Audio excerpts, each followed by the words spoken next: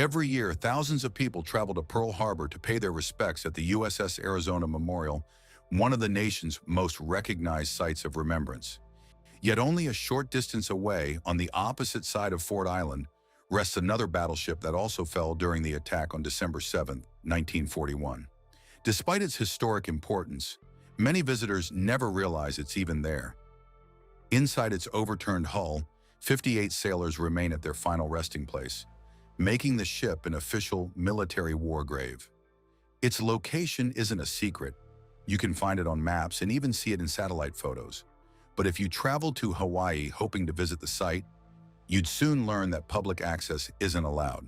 So why has one of Pearl Harbor's most significant war graves remained out of reach for the public for more than 8 decades?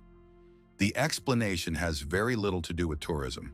Instead, it begins with an unsuccessful effort to recover a sunken battleship from the harbor floor, continues through years of political debate over how the ship should be remembered, and ends with a section of Pearl Harbor that has remained an active U.S. Navy installation ever since.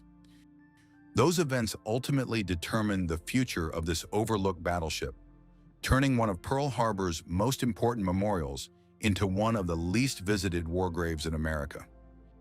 It's a remarkable story that many people have never heard. Before we go any further, I want to sincerely thank everyone who supports this channel. If you're enjoying the video, let me know in the comments where you're watching from. And if you or someone in your family has a personal connection to Pearl Harbor, I'd be honored to hear your story. On the morning of December 7th, 1941, the USS Utah was moored along the western side of Ford Island, far from the famous battleship Roe. By that time, she was no longer serving as an active battleship. Years earlier, her massive main guns had been removed, and she had been redesignated as a training and target vessel. Thick wooden planks covered her decks, allowing aircraft to practice bombing runs without causing serious damage. Before the attack, Japanese commanders had instructed their pilots not to waste torpedoes on the Utah, believing she was no longer a valuable military target.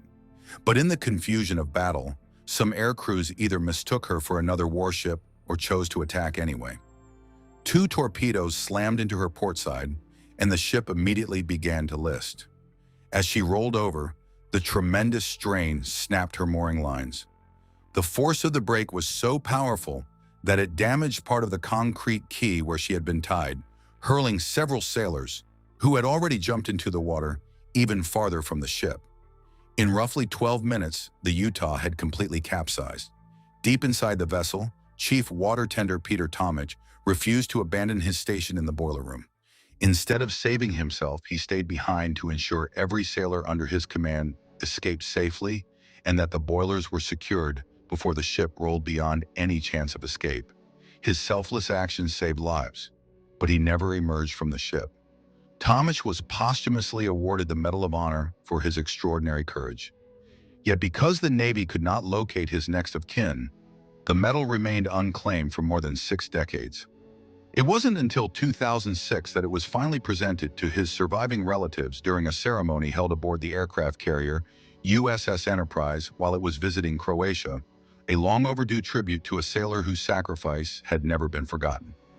A young electrician named John Vasson stayed at his post too, keeping the ship's power running so other men could find their way out in the dark. He later described grabbing whatever he could as the deck itself became a wall beneath him, crawling over machinery just to keep from falling. By the time he tried to leave, the Utah had rolled too far, and he was trapped near the bottom of an upside-down battleship with nothing but a broken flashlight and a wrench. He banged on the hull until his hands blistered, until a rescue party topside finally heard the knocking and, using cutting equipment borrowed from a nearby cruiser, burned a hole through the hull to pull him out. He survived the war, was still attending Pearl Harbor remembrance ceremonies decades later. 58 men didn't make it out of a crew of just over 500. And that's where the real story of why you can't visit this ship actually begins. Because what happened to the Utah after that morning is completely different from what happened to every other wreck in the harbor. Just across the island, the USS Oklahoma had also capsized that same morning. And by 1943, the Navy had pulled off one of the largest ship salvage operations in history to bring her back upright.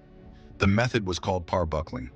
Engineers anchored a system of massive shore-based winches to the harbor floor, ran cables under and around the capsized hull, and slowly, patiently rolled the ship back onto her keel, inch by inch over months.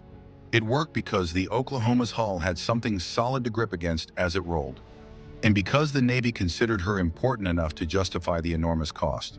So in February 1944, flush with that success, the Navy tried the exact same thing on the USS Utah. 17 winches, the same par-buckling technique, cables anchored into the mud of the harbor floor, and it went wrong almost immediately. Instead of rolling cleanly the way the Oklahoma had, the Utah's hull simply dug into the soft bottom with every pull.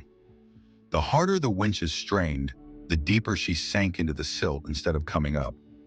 The winching itself happened in stages called pulls, each one hauling the hull a few more degrees before crews stopped to reassess and let the cables reset. It wasn't one continuous motion.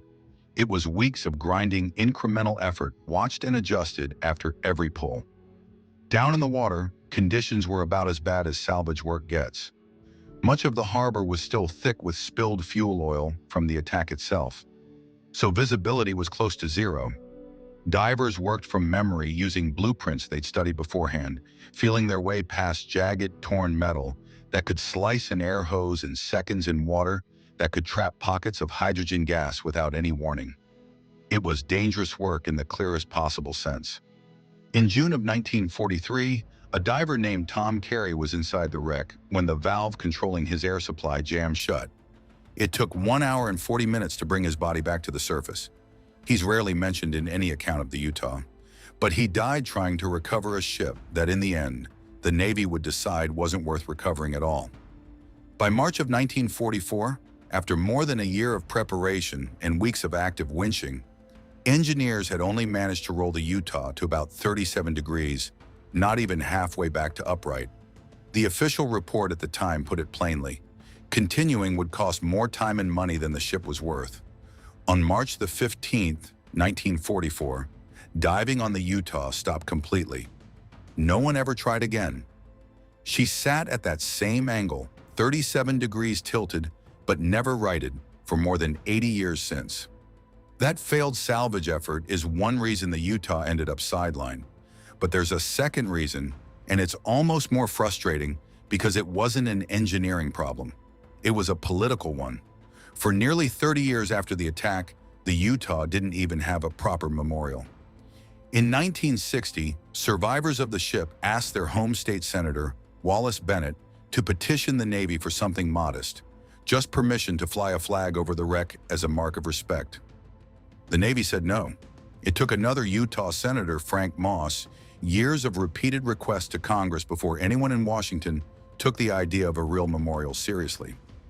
In 1966, he finally got a powerful ally, Hawaii Senator Daniel Inouye, himself a decorated World War II veteran. Even with that support, it wasn't until 1970 that Congress actually authorized construction.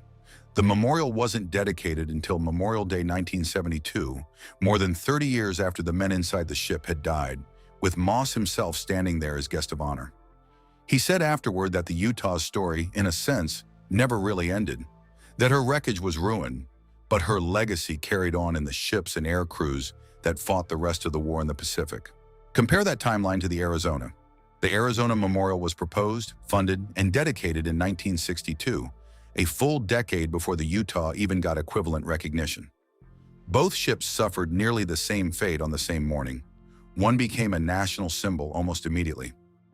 The other needed 2 senators, over a decade of lobbying, and a direct request that was flatly denied before anyone in the government agreed she deserved so much as a flag. Even after the memorial finally existed, official recognition kept lagging behind. It wasn't until July of 1988, 16 years after the memorial's dedication, and nearly 47 years after the attack itself, that the Utah and the Arizona were jointly nominated for the National Historic Landmark Registry, the federal government's highest form of historic recognition. Both wrecks were formally added to that list in May of 1989. The Arizona had already been the most visited war memorial in the Pacific for decades by that point. The Utah, sitting less than a mile away, was only just being told by the federal government that her wreck officially mattered too. Even today, the story isn't fully resolved. The current memorial, a 70-foot white concrete walkway leading out to a small platform with a flagpole and a brass plaque, has been sitting exposed to ocean weather for more than 50 years now, and the shoreline underneath it has been quietly eroding. As of this year, the National Park Service and Pacific Historic Parks are actively raising money, a $5 million preservation campaign just to stabilize the ground the Utah Memorial stands on and keep it from being lost to the water it faces. The site nearly disappeared once back in 1944 when the Navy simply gave up on her. It is now facing a much slower version of the same threat.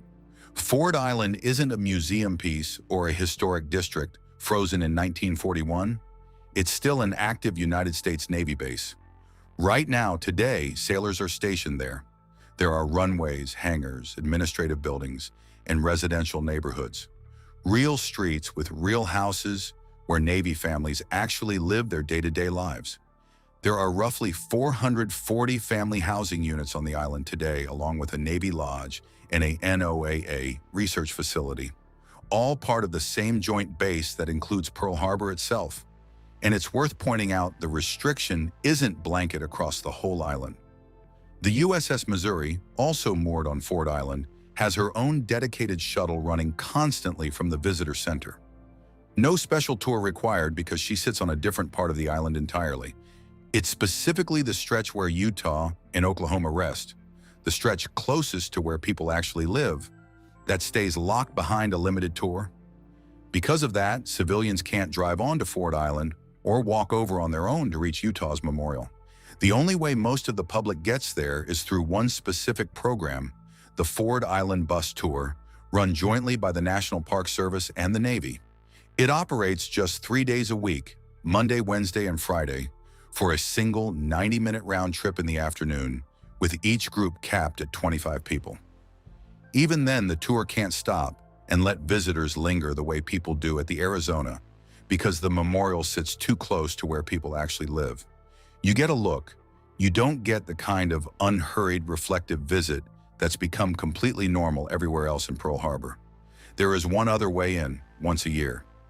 On or around December 7th, the Navy holds a sunset ceremony right at the memorial itself.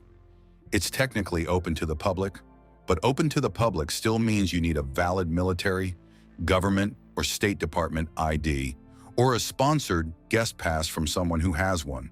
For almost everyone without a service connection, that's still a locked door, just a more ceremonial one. That ceremony is also when something remarkable still happens, even now.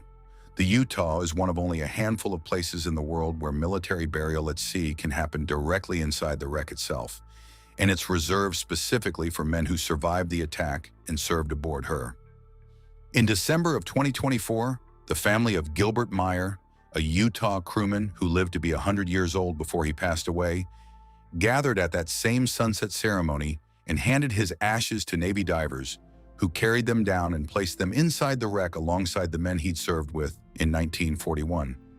According to the National Park Service, it was the 17th interment recorded on the Utah since the tradition began. More than 80 years after the attack, men who survived that morning are still one at a time choosing to go back. If none of the public access options work for you, there is one more way to see the Utah, though it isn't the real thing. In recent years, the National Park Service partnered with a nonprofit called SCARAC to build a detailed 3D digital scan of the memorial and the exposed sections of the wreck, combined with underwater documentation collected by park divers, survivor oral histories, and historic photographs into a free virtual experience anyone can access online. It's the closest thing to standing there that most people will ever get. Now consider everything together. A salvage operation in 1944 that ultimately failed, leaving the wreck where it rests today. More than a decade of political debate before approval was finally given for a memorial, and the fact that the site has always remained part of an active military installation. Today, the ground beneath that long-awaited tribute is slowly being worn away by erosion. None of this points to a cover-up. And it doesn't mean the Navy or the nation forgot the ship or the sailors who served aboard her. Instead, it shows what can happen when one tragedy becomes the defining symbol, while another fades into the background. Even after more than 80 years, the story of the USS Utah and the preservation of her resting place are still unfinished.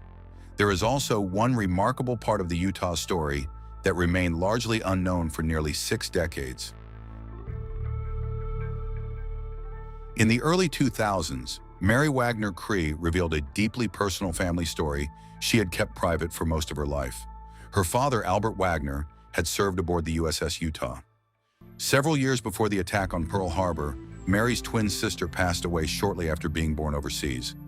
After having his infant daughter cremated, Albert chose not to leave her ashes behind. Instead, he quietly carried the small urn with him aboard the Utah. When the battleship rolled over during the attack on December 7, 1941, the urn sank with the ship. Along with it remained 54 members of the Utah's crew whose bodies were never recovered.